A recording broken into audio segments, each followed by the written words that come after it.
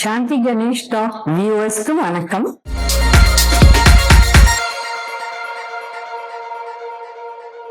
இப்போ இந்த வீடியோல நம்ம சாம்பார் பொடியை பத்தி பேச போறோம்.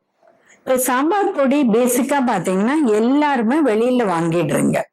ஆனா இது தினம் யூஸ் பண்ற ஒரு விஷயம். இதுல நிறைய ஹெல்த் இருக்கு. இப்போ நம்ம வெளியில இருந்து வாங்கினா அதே மாதிரி ஹெல்த் பெனிஃபிட்ஸ் அந்த ப்ரொபோர்ஷன்லாம் கரெக்டா வருமா? இது ஒரு பெரிய கேள்விக்குறி. இப்போ வீட்டுல பண்ணணும்னு நினைக்கிறவங்க கூட சில பேருக்கு எப்படி பண்ணணும்னு தெரியாது. சோ அத பத்தி இன்னைக்கு பேச போறோம்.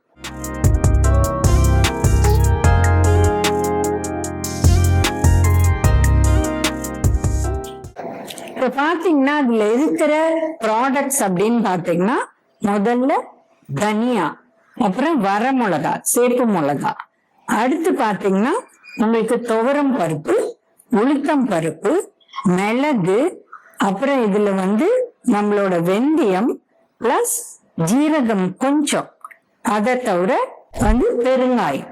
இது ஸ்டாண்டர்டா பண்ற சாம்பார் பொடி. சோ இது பாத்தீங்கன்னா நம்ம ஃபர்ஸ்ட் மிளகாவை லைட்டா வறுத்துப்போம், கொஞ்சமா எண்ணெய் போட்டு. இது ரொம்ப ஹை ஹீட்ல வைக்க கூடாது, எல்லாமே லோ ஹீட்ல தான் இருக்கணும். பொறுமையா தான் செய்ய முடியும். மிளகா கூட இந்த ரவுண்டு மிளகாவா இல்ல நீல மிளகாவா நிறைய கேள்வி வரும். நீங்க எது யூஸ் பண்ணாலும் அது என்ன வீட்டுல யூஸ் பண்றீங்களோ அது யூஸ் பண்ணிக்கலாம்.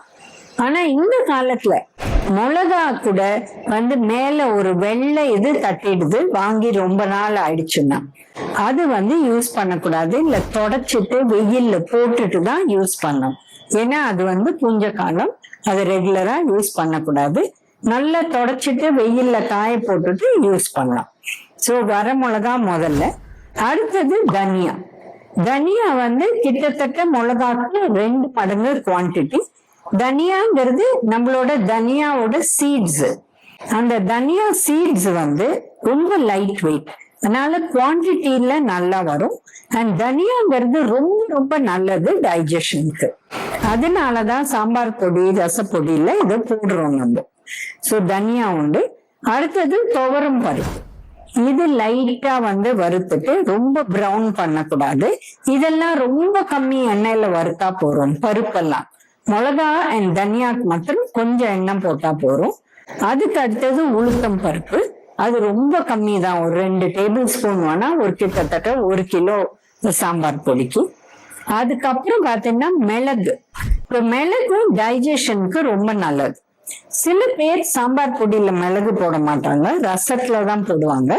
பட் ரெகுலரா போடுறவங்க சாம்பார் பொடியிலையும் கொஞ்சமா மிளகு போடக்கூடிய சான்ஸ் இருக்கு. அதுக்கப்புறம் வெந்தயம்.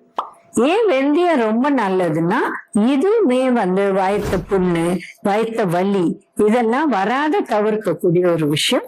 இது தவிர பாத்தீங்கன்னா டயபெட்டிஸ்ல சுகர் கண்ட்ரோலுக்கு ரொம்ப ரொம்ப நல்லது.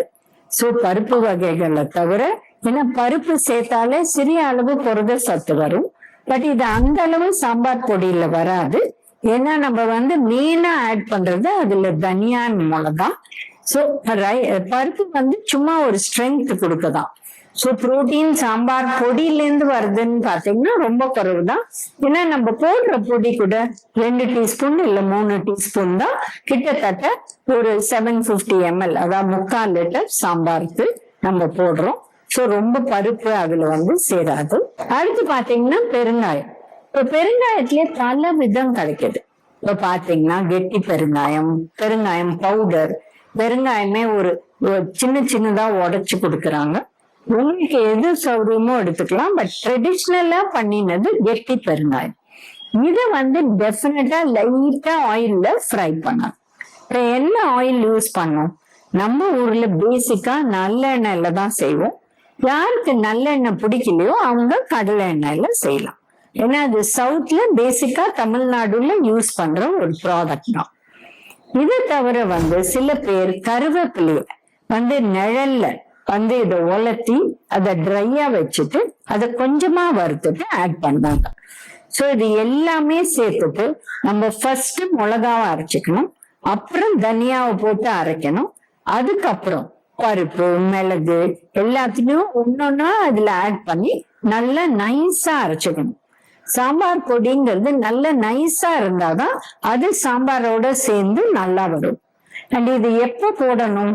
இப்ப பாத்தீங்கன்னா நீங்க சாம்பாரை நல்லா கொதிக்க விட்டுட்டு புளி, உப்பு, கருவேப்பிலை, அதுல தாளிப்பு போட்டாச்சு, அதுலயும் வெந்தயம், கடுகு, பெருங்காயம் போடலாம். காய் என்ன போடுறீங்களோ அது போட்டுட்டு நல்லா கொதிக்க விட்டுடணும். கொதிக்க விட்டுட்டு அந்த டைம்ல 2 டீஸ்பூன் போட்டு அதுவும் ஒரு 5 to 7 மினிட்ஸ் இந்த பொடியோட நல்லா கொதிக்கணும். இந்த புளி வாசனை போறதுக்கு பிளஸ் இந்த வாசனை அதுல இறங்கிறதுக்கு. சில பேர் என்ன பண்றாங்கன்னா எண்ணெயில ஃப்ரெஷ்ஷா கொஞ்சம் மிளகா, கொஞ்சம் தனியா, கொஞ்சமா கடலைப்பருப்பு, கொஞ்சமா இந்த பெருங்காயம், இத ஃப்ரெஷ்ஷா வறுத்துட்டு அதை பொடிச்சு 1-2 கடைசியில போடுறாங்க. சோ இத அரைச்சது அப்படின்னு சொல்றோம். சில பேர் அதுலயே தேங்காவும் போட்டு அரைப்பாங்க. தேங்காய், மிளகா, ஜீரகம் இத அரைச்சிட்டு இத கூட கடைசியில எல்லாம் முடிச்சுட்டு அந்த காயை முடிச்சுட்டு பருப்பு போட்டுட்டு கடைசியில அதை போட்டு ஒரு கொதி விட்டு எடுப்பாங்க. சோ இத அரைச்சு விட்ட சாம்பார் அப்படின்னு சொல்லுவோம். இதுல தேங்காய் இருக்கு. இது டெய்லி பண்ண மாட்டாங்க. இந்த வாரத்துல 1 தடவையோ 2 தடவையோ பண்ணலாம். பட் நம்ம ரெகுலரா பண்ற சாம்பார் 2-3 தடவை கூட வாரத்துல பண்ணலாம். அதுல தேங்காவே கிடையாது. பட் இந்த ஃப்ரெஷ் பொடி சேர்த்துண்டா அதுல என்ன பெனிஃபிட் அப்படின்னா அந்த ஃப்ரெஷ் வாசனை வரும். ஏன்னா சாம்பார் பொடிங்கிறது நம்ம பண்ணி வச்சு ஒரு 2 to 3 வீக்ஸ் இல்ல 1 மாசம் யூஸ் பண்ணலாம். பட் இந்த ஃப்ரெஷ் பொடி ஒரு வாரத்துக்கு ஒருக்க அரைச்சு நம்ம பண்ணோம்னா அது வாசனை மாத்திரம் இல்லாத அதோட நியூட்ரியன்ஸ்க்கும் நம்மளுக்கு நல்லா வந்து.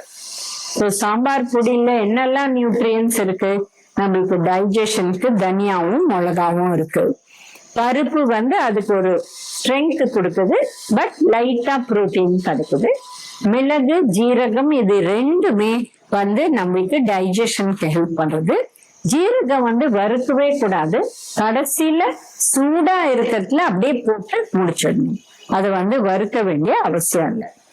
இப்ப பெருங்காயம் கூட நம்மளுக்கு கேஸ் ப்ராப்ளம் வராத, வெந்தயம் வயத்துல புண்ணு இதெல்லாம் ஆத்துறதுக்கு இந்த மாதிரி பல விஷயம் ஹெல்ப் ஆகுது.